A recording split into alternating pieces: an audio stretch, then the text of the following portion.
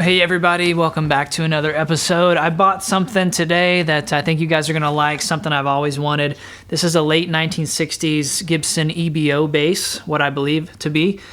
Someone has truly messed this thing up.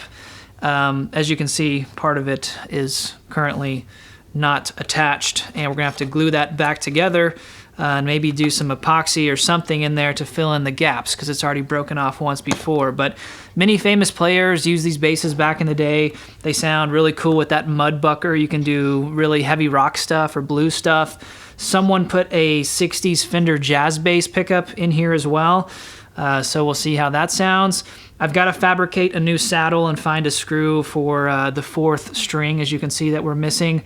But overall, it's a really cool bass. And one more interesting fact, this is the back plate that looks just normal, whatever, took it off.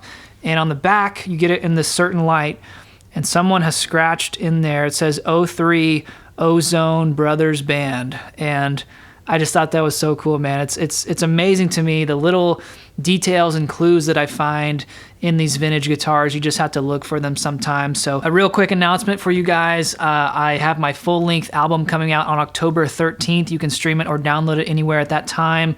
In just a few days here, I'll give an update on where you can pre-order the CD and vinyl as well. So I want to go ahead and play this thing for you real quick as it is. I took a little video while this piece was still attached the other day. So let's take a quick listen and we'll throw it on the bench and figure out what's going on with the Gibson EBO.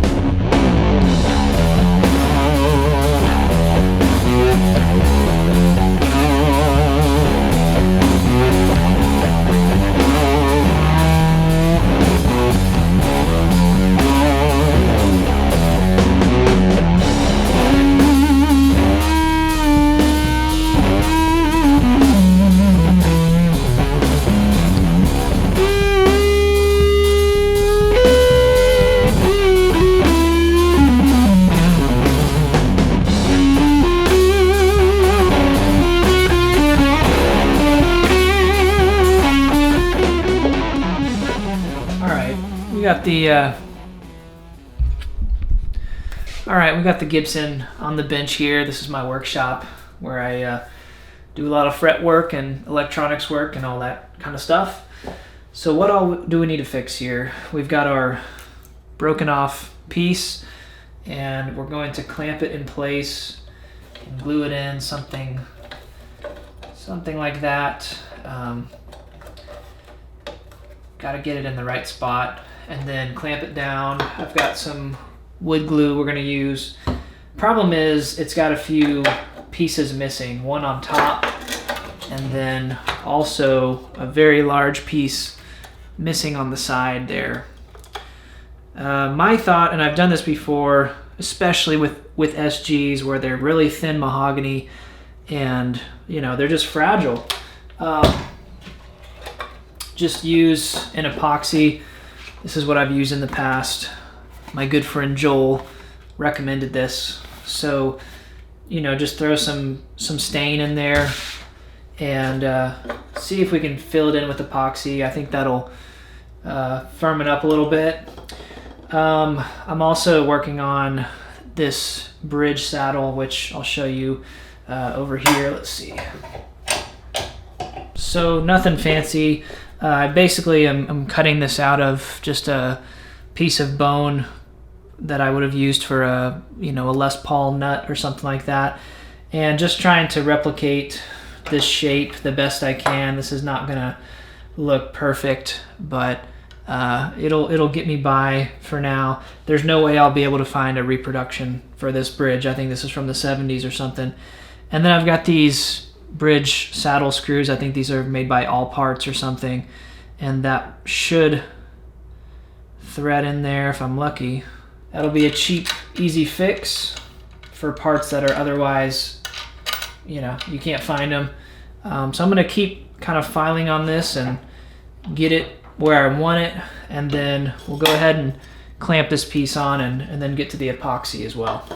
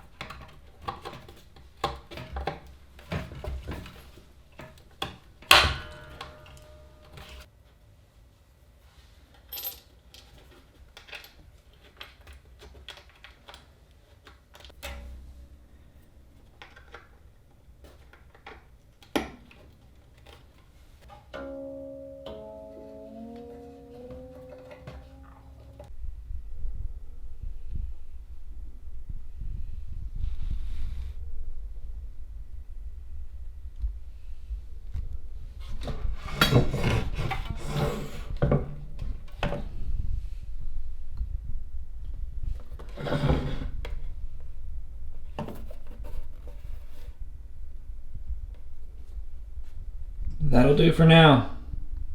Okay, well, I think I'm gonna call it on this project. You know, this is never the right way to fix an old vintage Gibson, especially your high dollar rare guitars, but I think I paid about $500 for this bass, and that's because it was broken. It was the electronics were modified and unknown, and they don't really bring that much money anyways. Maybe $1,200 for an original one. And I just want to use it around the studio, around the house, you know, use it for songwriting or making YouTube videos, whatever. It's fun to pick up and play because of the short scale, but because of the mahogany and the very thin body, and as always, the Gibson headstock design, these are prone to breaking. So, you know, you could spend a bunch of money on a repair that would be, you know, it would cost more than the value of the guitar, or you could just, you know, throw some epoxy in there and get out there and play it. So that's what I chose to do. We're going to test out the Mudbucker, the jazz bass pickup, see how everything works, how it sounds now that we got 4 strings on here, and hopefully we're solid. If you guys enjoyed this video, please consider subscribing here to my YouTube channel, and also checking out my album coming out on the 13th as well. You can go listen to the 4 songs we've got out currently. And there's some other links down below if you want to support my channel and what I do here. But let's go ahead and play this thing. We'll see how it sounds.